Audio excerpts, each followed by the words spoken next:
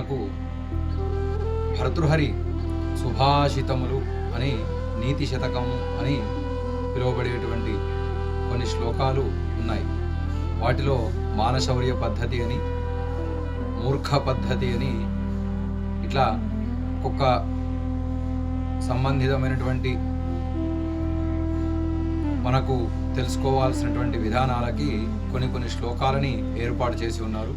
మనము దానికి సంబంధించినటువంటి కొన్ని శ్లోకాలని తెలుసుకునేటువంటి ప్రయత్నం చేసి ఆ రకంగా ఉండకుండా ఎలా ఉండాలి, ఎలా ఉండకూడదు అనేటువంటి నీతిని గ్రహించి మనం ఆచరించేట్టుగా ఉండడానికి ప్రయత్నం చేద్దామని తెలుపుతూ ఆ శ్లోకాలని తెలుసుకుందాం.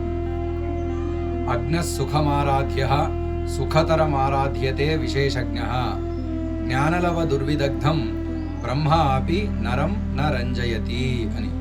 అంటే ఏమీ తెలియని వాడికి మనం చాలా తేలికగా చెప్పవచ్చు, పూర్తిగా తెలిసిన వాడికి ఇంకా తేలికగా చెప్పవచ్చు. జ్ఞానలవ దుర్విదగ్ధం బ్రహ్మ అపి నరం నరంజయతి అంటే తెలిసి తెలియకుండా సగం తెలుసుకునేటువంటి వారికి తెలియజేయడం బ్రహ్మదేవుడి వల్ల కూడా కాదు అని ఈ శ్లోకం తాత్పర్యం అని తెలియజేస్తూ ఓం నమో రామదూతాయ.